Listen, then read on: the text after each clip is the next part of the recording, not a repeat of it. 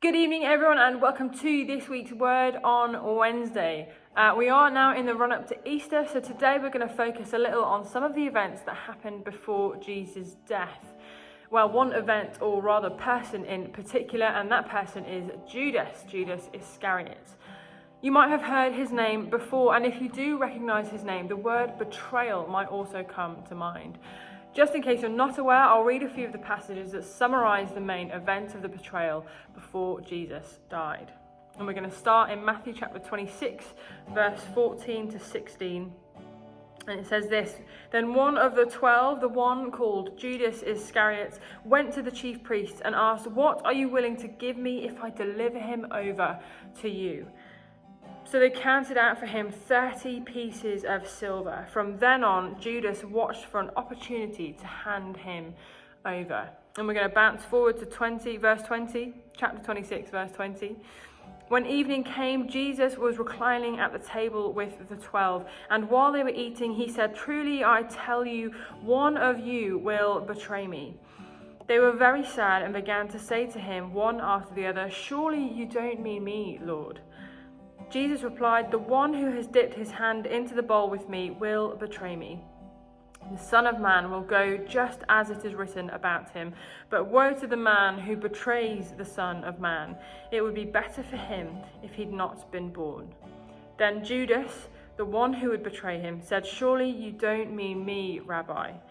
Jesus answered, "You have said so." And then later on, after the supper, we read Jesus is in the Garden of Gethsemane, and chapter 26, verse 45 onwards says this: Then he returned to the disciples and said to them, "Are you still sleeping and resting? Look, the hour has come and the Son of Man is delivered into the hands of sinners. Rise, let us go. Here comes my betrayer." While he was still speaking, Judas, one of the 12, arrived. With him was a large crowd, armed with swords and clubs, sent from the chief priests and the elders of the people. Now the betrayer had arranged a signal with them. "The one I kiss is the man. Arrest him." Going at once to Jesus, Judas said, "Greetings, Rabbi," and kissed him. Jesus replied, "Do what you came for, friend." Then the men stepped forward, seized Jesus, and arrested him. Now, it's worth noting a few things. Firstly, Judas was a disciple of Jesus.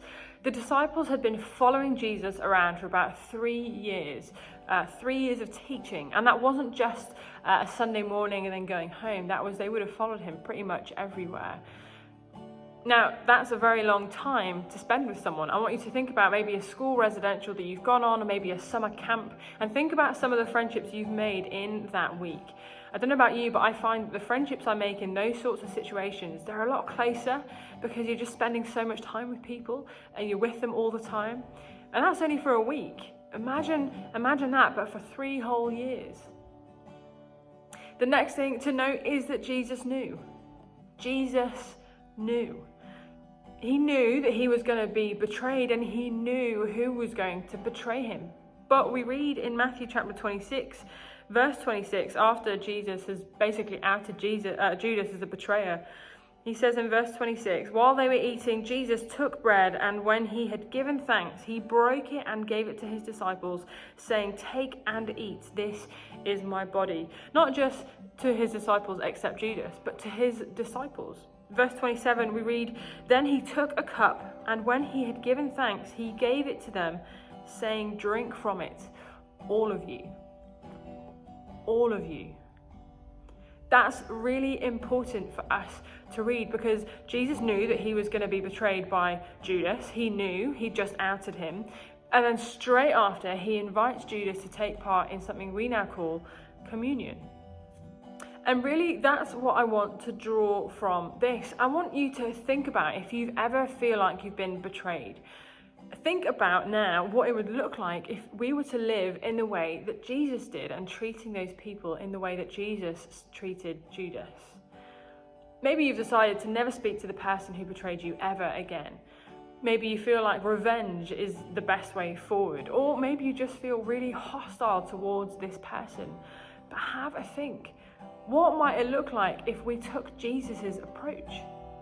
Now, I'm not going to answer that question for us or give us any suggestions, because it will look different for each and every single one of us. But let's take note that as soon as Judas had handed Jesus over to the authorities, Jesus says it in verse 50, "Do what you came for, friend." He's just outed Judas. Judas has just betrayed him. He's given the signal, and Jesus still calls him a friend. Imagine calling the person who's betrayed you a friend.